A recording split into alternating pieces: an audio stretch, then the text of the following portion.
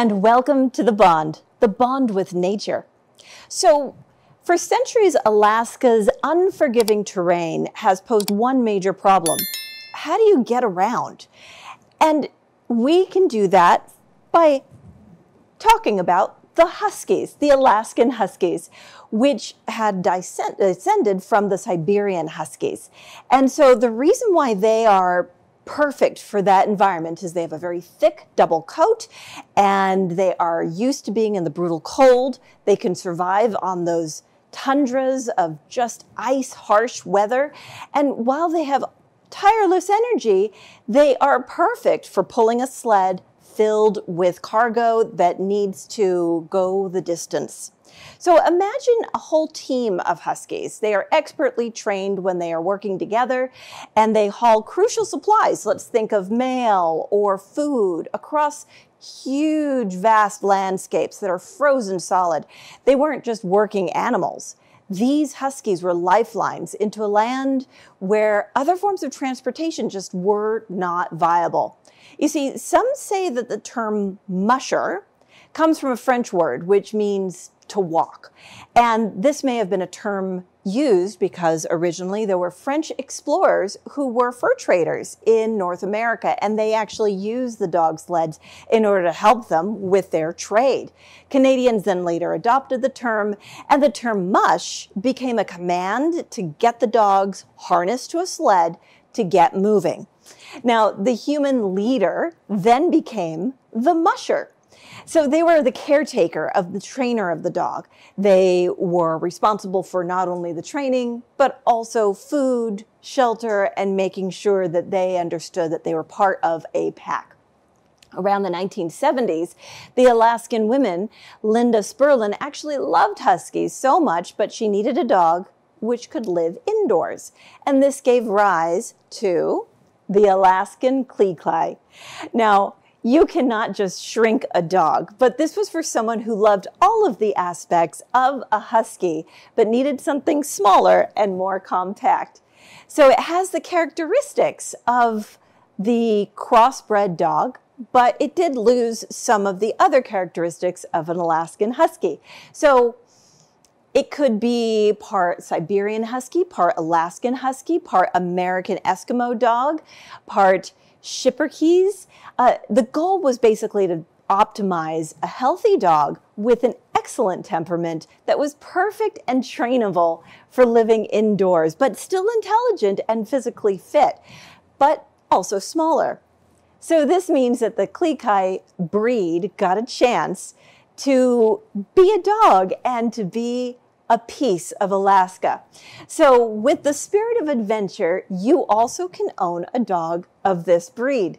It's distinctive, it's distinguished, and it's just like a Husky, but it's great for people who have apartments or are space constrained.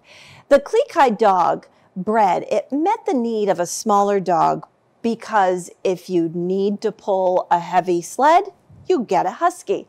If you want a companion who can sprint and train and have the ability of a Husky, but less vocal than a Husky, then you get a Klee.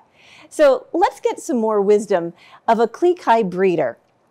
Kika's Klee of Southern California has actually produced some show quality dogs. This means that they have been well behaved and bred to meet the points of a standard during competition. Desiree has had experience with the UKC's Top 10 competition in Michigan, and she's previously served on the board of directors of the UAKKA. She served on the Breed Club as president, and she has also shown dogs in the UAKKA. And that, by the way, stands for the United Alaskan Klee Association. And the AKKAOK stands for the Alaskan Klee Association of America. So you can reach either of those groups by going to akkkaob.org or akkaaoa.org/FAQ. So let's get to know why this particular breed is so outstanding and how we can unlock a world of connecting both with nature and also with people. Here we can meet Desiree. We'll be right back after a short break in order to have an interview with Desiree.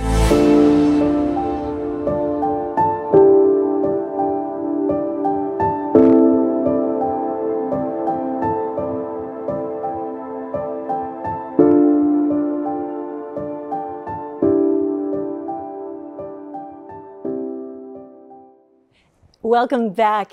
So while we were on break, had the fantastic opportunity to dial in and meet with Desiree. Desiree, can you hear me? I can hear you. Fantastic. Thank you so much for joining us. Thank you. I wanted to ask you, since we've been talking about these amazing breeds that are growing in Southern California, I wanted to ask you if you could tell me a little bit more about that trigger, that event that made you decide that this was going to be your business. Absolutely. So to begin with, we actually had large Huskies Right. prior to us having children, and then found an Alaskan Klee at Home Depot, of all places. Home and fell in Depot, love. the home improvement store. The home improvement store. Somebody was inside with this little, we thought a Husky at the time. This was back in 2002, and fell in love instantly and got on a waiting list with our breeder, Andrea Hayes, and took us 2 years to get a puppy because this breed is pretty rare, and fell in love. We knew we wanted to breed and get more involved in the breed because nobody knew about them and just how emotional these dogs are and how much they love their owners. We just fell in love, and so what went crazy from there. What characteristics about this breed that attracted you? Because obviously a Husky's much bigger. I always think of colder climates. You're in Southern California, so what characteristics does the Klee have that a Husky doesn't, or that any other dog hasn't?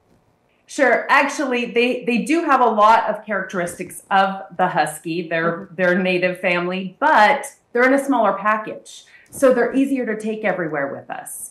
They're easier to groom because they're smaller. And Huskies really want to roam and are more independent. And Alaskan Klee is your best friend. They don't want you to ever leave them. So they're the best companion for people, especially COVID. I mean, that was amazing because everyone's home. So they just want to be with their humans all of the time. And I was so attracted to that, working from home, even way back in 2004, having little kids. It was just the perfect fit for our family because smaller package, easier to throw in the car, want to be everywhere with you, love to be outdoors. So when less dog hair. So are you saying that they shed less than a regular Husky? Well, I wouldn't say that they shed less. However, they're smaller, so there's going to be less hair just because they're smaller. Scaled down issues. I see. So have you by any chance, and I don't mean to pry if this is not appropriate, but have you ever shown your dogs in a competition? We have. We've actually traveled. Yeah, we've traveled all over the United States. Wow. And shown our dogs. So it's been a lot of fun, although we haven't done it in several years. But yes, starting in 2004 all the way to 2012, we competed. We were in top 10. Even my kids were junior handlers for the United Kennel Club and went to Michigan with us. And we all got to go on airplanes. And yeah, so it's a lot of fun. How is their temperament? Because a dog show is usually really stressful and you have so many distractions going around with the other competitors and travel and all that. How sturdy were those dogs? Well, I will say some are better than others. And it takes a lot of training for anybody to put a dog into a dog show. Because like you said, there's just a lot of stress, a lot of things going on. They have to get along with everybody. They can't fight the judge, all of that stuff. However, we've had some of the top show dogs in the country. Really? And I think a lot of that has to do with their upbringing. We had young kids at the time, and so they were very social. You know, our kids were in sports, so they were used to going to the dog parks. They were used to going to the skate parks. They were used to going to the ball fields. So that really played a big part. If this breed is socialized, they will love everybody and run up to everybody. If they're not socialized, you know, like any breed, then they're not going to. Exactly. But I've heard that they're slow to warm up to strangers, but they're very loyal and very friendly with the family that they know is their own little pack. Is that true, or are they happy? It can be. It absolutely can be. And a lot of that has to do with educating the owners, educating people that are getting this breed. Because if you do socialization correctly from the time, for obviously breeders need to start at around 3 weeks old, but until 14 weeks, you're going to have the best companion that can be friendly with everybody. And people that come here to get their puppies always ask me, how is they so social? How are they jumping up on us? Like, we've read that they're really kind of shy or reserved with strangers. They can be, but I think that's any breed, you know, really has to do with how you train them, bring them up, how they're raised, you know, how they're socialized from the very beginning. And it starts with the breeder, but it doesn't stop with the breeder. Right. You're the breeder, so you would be the one that would educate the new owner. Exactly. But do you have a certain size category, or do they have size categories like, you know, poodles do, that they have a wide range? Yeah, definitely they do. There's actually 3 sizes: toy, miniature, and standard. And a lot of people will hear standard and think, oh, that's a full-size Husky, but it's not. They're actually pretty small. A standard is usually 20, 25 pounds at the most. And our standards go off of the actual height of the dog, not the weight.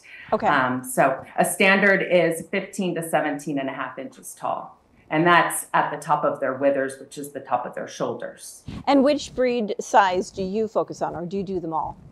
We do all 3 sizes. However, we try to stay away from the toys as much as possible, just because they're pretty small and they don't really resemble what the Alaskan Klee represents. They look more like teddy bears, or what? No, they just look too small, maybe not proportionate enough. You know, you'll hear people randomly say, is that dog mixed with the Chihuahua? You know, random little things like that. So when you just look at the appearance, you don't want a bug-eyed, yappy, snippy dog in the Alaskan Klee. You know, so you want them to look at this breed and think, wow, is that a Husky puppy? You know, and be shocked whenever they find out it's a full-size purebred breed.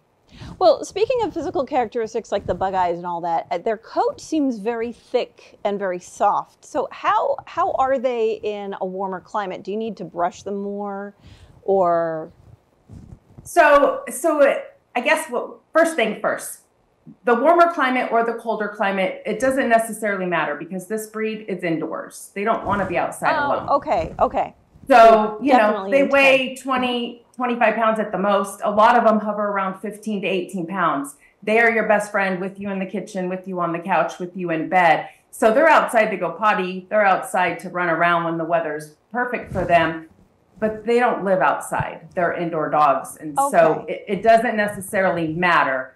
But they do have a double coat, and that serves 2 purposes. It'll keep them warm in the winter, and it'll keep them cool in the summer. So you never want to shave a double coated dog, ever. A lot of people have that mistake, but yeah, so it serves 2 purposes.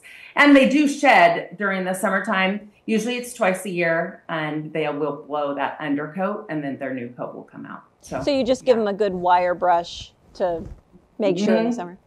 Yeah, I mean, it's not necessarily a wire brush, but certain brushes will help pull that undercoat out and promote the growth of the new undercoat.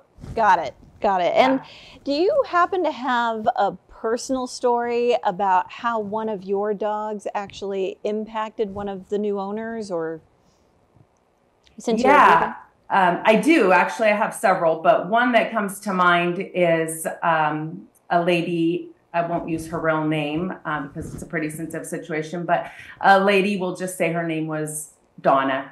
And unfortunately, her daughter passed away in a car accident at 17 years old. And she had 2 of our Klee, and those dogs saved her life. Without those dogs needing her, wanting her, laying with her in bed when she wept. So they really acted as an emotional support? Yeah, very emotional support and very in tune to their owners. I mean, they know when something's wrong. They know when you're happy. They know when you're sad. And they will literally just climb up in between and nudge and love and kiss on you because they know something's going on. So that's just one. But so many of our puppy owners have said how they've changed their lives, how this breed has just made them more active, made them happier, make them happy to be home, and make them feel needed, because this breed will make you feel needed, that's for sure, because they're a pretty needy breed. You know, they want their owners right there. Are they good candidates for therapy, emotional support dogs? Absolutely, absolutely.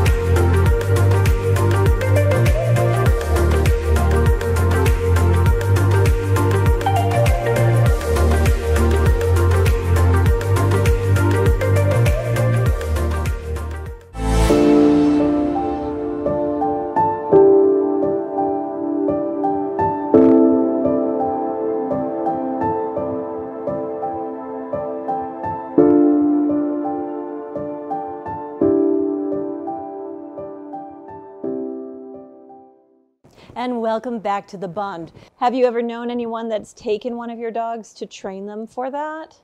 I don't know personally. I have heard that some Klee have been trained for that, but I don't know any that came specifically from me. But I do know that they are out there. Well, in general, what sort of life lessons do you think that this breeding experience and starting this business and getting your loyal following, what has it sort of taught you, if you want to share any pearls of wisdom with our viewers? Yeah, I mean, definitely one of the most important things I think is just learning from our failures. As a breeder, nothing's perfect. You know, you say, okay, we're going to breed these two together and we're hoping for the best outcome. And it doesn't always happen. You know, sometimes the most beautiful dogs won't produce the best quality dog, or will have a health concern or something to, you know, to be dealing with.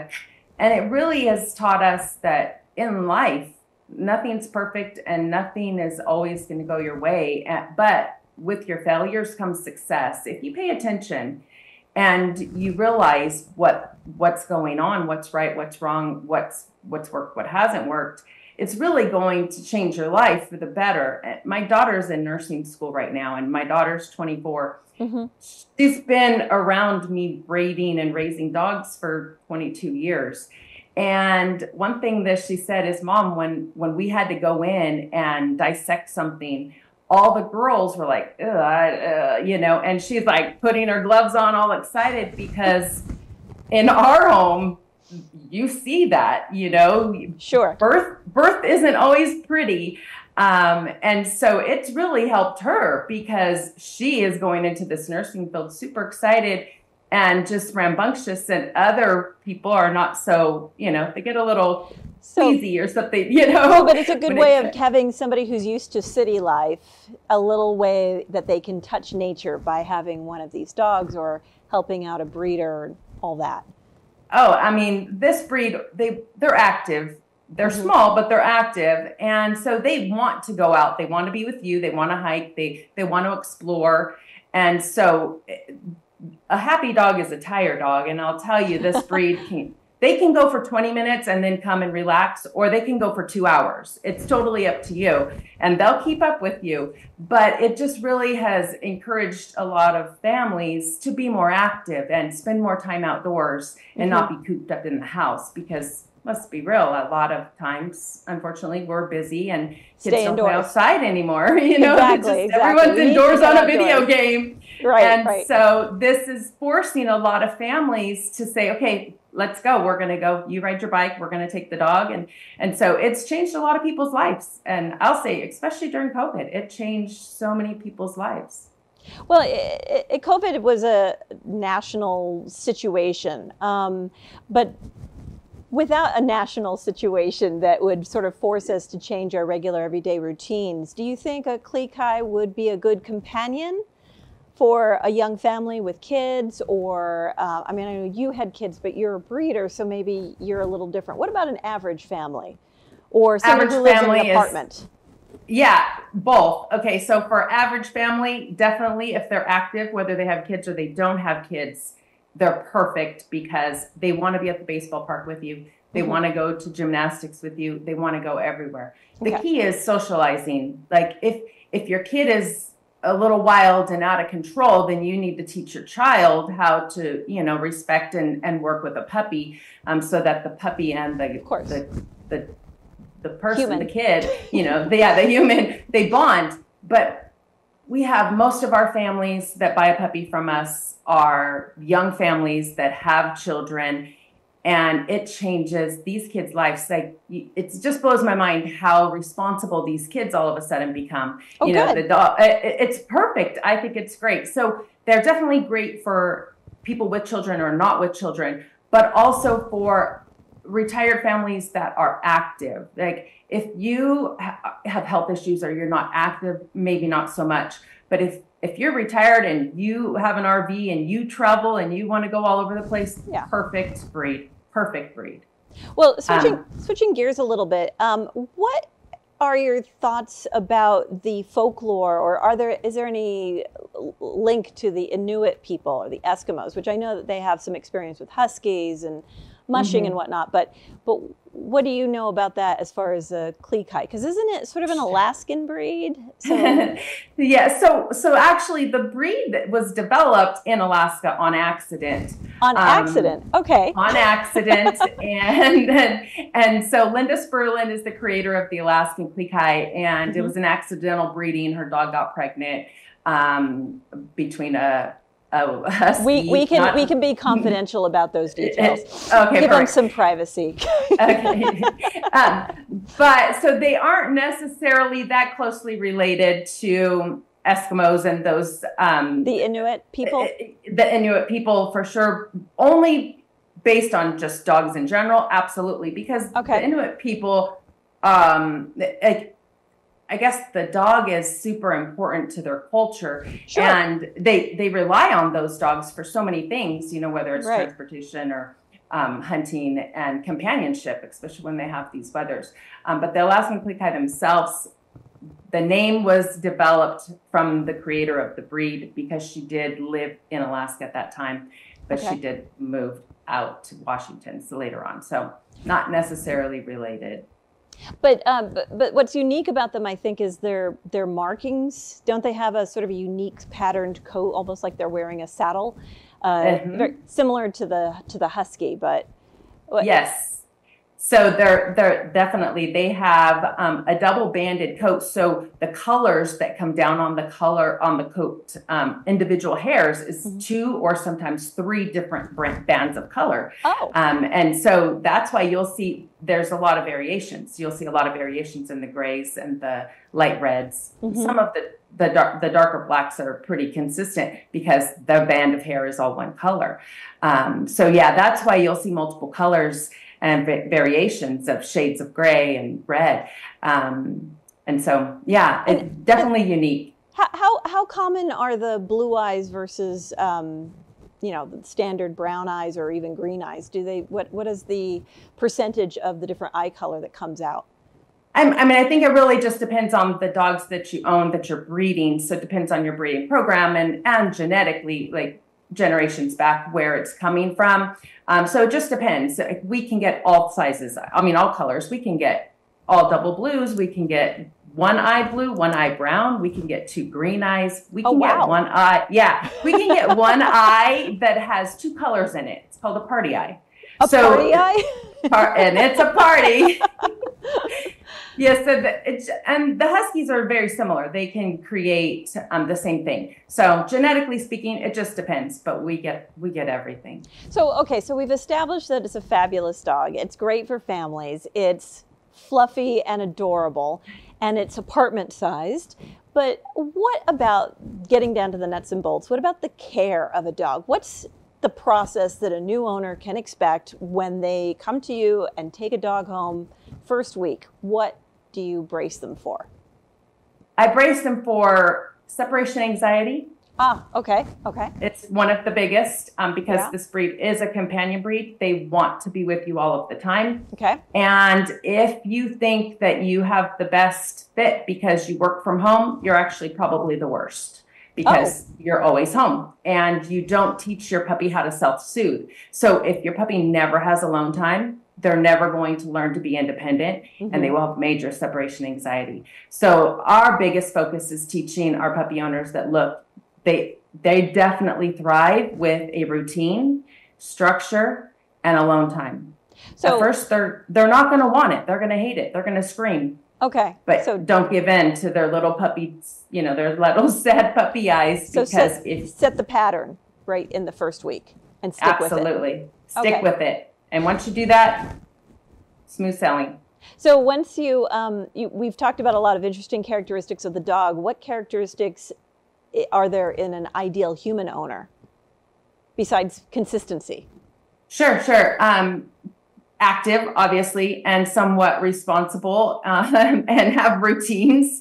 If you're all over the place, then it's going to be difficult. If you're not very organized and you leave things all over the place, your puppy's going to get into everything. So idealistically, if you have structure in your life and you are active, somebody who is not gone 12, 14 hours a day is going to be best suited for this breed. They're fine being alone 2, 3, 4 hours a day. But for a family with nobody home for 8, 10, 12 hours, it's not going to be the best fit, because this breed needs companionship.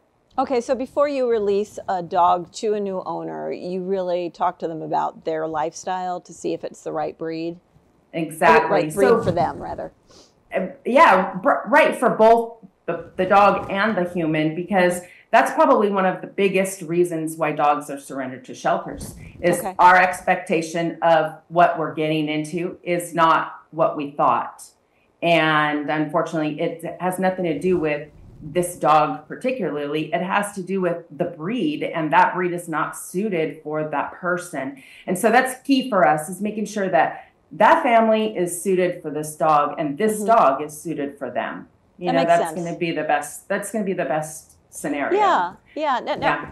But then after a new owner adopts a dog or secures a dog from you, what is the filling, how do you touch base with them? Do you reach out to the owner like a week after, a month after, to sort of see how they're doing, if they have any questions? Or is it just once the dog is passed over, then that sale's done and go on from there? Oh no. So our puppy owners are pretty much our family. Okay. We've built huge relationships with the majority of them. In fact, we have an annual puppy reunion for our puppies and our families. In fact, we just had it a few weeks ago, and we had 140 people and 68 dogs here. So they are family for life with us. And we always want to hear how they're doing, and we want to see, how they've changed, any problems that they're having. And that's what really created the need for us to make a YouTube channel, is just to help some people, because, everyone has an issue or a concern, and they can't find the answer online, or it's breed specific. And so during COVID, we started YouTube, which we had never done, and we started going live, and it just became a community, and it's just grown. It's the coolest thing, because our puppy owners, they all know each other, they all follow each other, and they all share. Like, they'll pass down their puppy things. Like when you have a kid and you pass down your toddler bed, they're passing down their puppy crates and their beds, their gates. It's amazing. So the community is huge. So lifelong. Do any of your customers show dogs?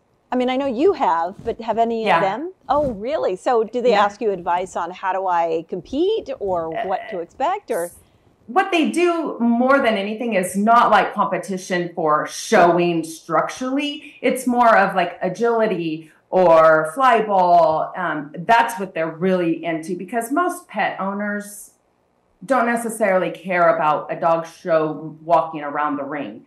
They care about getting their dog to burn off energy, or being show-offs and showing how smart and intelligent their dog is, with CGC and AKC, good canine citizenship, stuff like that. So that's really fantastic. Where they really focus more on that than an actual show how pretty. As we wrap up in our last minute or so, would you be able to just help our viewers understand the resources that you do offer and how they can reach out to you? And go ahead and tell them what they can expect if they wanted to get a Klee from you. Absolutely. So the first thing is that you would go to our website, which is Kika's Klee, and I understand that it's very difficult to understand. But when I created this website, it was because Kika was our first dog, and I didn't think Kika's Klee would be hard. But anyways, so it's Kika's Klee.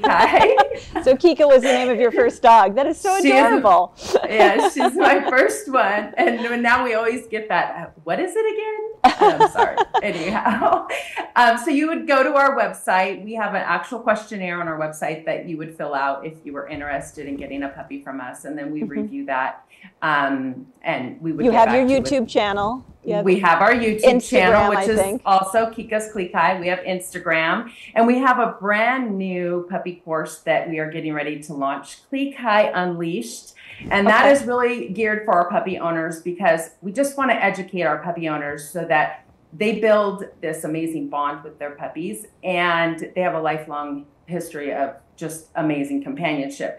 And I feel like it's something that our breed is missing. Anybody can go get a puppy course, but to know what the temperament and the expectation and the personality is of the breed that you just got, I think it's so important. And so, especially from the breeder directly, right? Yeah, so we're working on that, and we're getting ready to launch that here in the next week. But we're on all social media.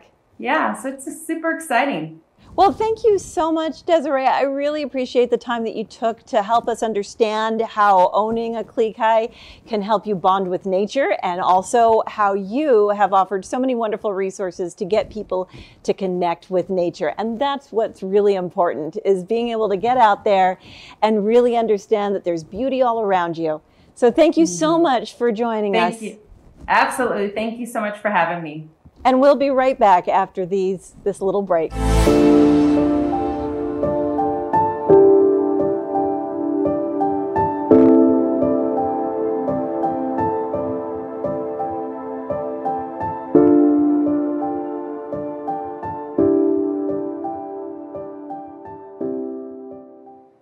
And And welcome back.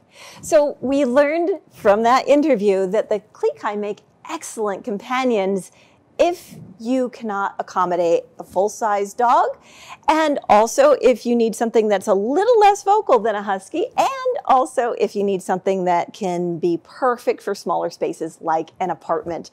But also, this mini Husky is just as intelligent with a great temperament for families, and they will love being part of your loving family. Their energy will keep you fit, and you can transform a simple walk into an adventure. So you may fall in love with 100 different breeds of dogs, and I know you cannot own them all, but that's okay, because here's another option. You can volunteer at your local dog shelter, and there you can offer to take a dog for a walk or help care in some other form. This way you can experience many different breeds while also helping out your local community. And it's also time that you can spend outdoors, which we all know reduces stress, improves your mood, and boosts your creativity. But let's go ahead and talk about how spending time in nature with your dog isn't just routine, but it's about bonding with your dog, and also bonding with the nature that's around you when you're on your walk. It's about reducing stress, boosting your connection with the wonders of the natural world. So if you're looking for a breed and you don't know if the Klee is really perfect for you, and let's say you have different needs. So if you happen to have a need for a very powerful dog who pulls heavy objects by sled in the wintry climate, maybe you want an Alaskan Malamute. Let's say you want a dog who excels at long distance sledding with strong endurance, well, then you'll want a Husky, either a Siberian Husky or an Alaskan Husky. And if you want a friendly, playful Spitz type of dog for various climates, you can consider the Alaskan Eskimo dog or a Schipperke, which I don't know if I'm pronouncing that properly, but that's my best try. These are smaller than Huskies, and they're great for other climates and active families, but they are not bred to pull a sled. So don't load them up with anything. But if you want something playful, social, and a designer dog breed, you might want to think about a Pomsky. This might be a good choice because it's a mix of that fluffy Pomeranian with the loyal, energetic, thick coat of a Siberian Husky. So remember, not all Pomskys are good for cold weather, even though they're very fluffy. But if you want a Husky-looking dog, but smaller for your apartment or a single family house that doesn't have a big backyard, then I think the perfect companion for you to consider would be the Klee. It's the perfect little package of all of the elements that you love about the Husky or some of the bigger, more adventurous dogs, but more compact. So the lessons that a Klee can teach us will help us foster a deeper bond, which we can use with our human relationships as well as our dog relationships. If you see a butterfly along your walk, then that would be a fun topic to discuss with family and friends about how you and your Klee interacted with this flittering butterfly. You see, we can have all sorts of refreshing perspectives on nature when we're with our loyal companion. It's a fresh view of life, and having someone that's adoring us at our sides, like a Klee, makes the world just a better place. So take that first step, step outside, breathe in that crisp, fresh air, and explore to develop new connections. Thank you so much for joining me today as we learned about the Klee, and I look forward to when we bond again. So until then, until we bond again,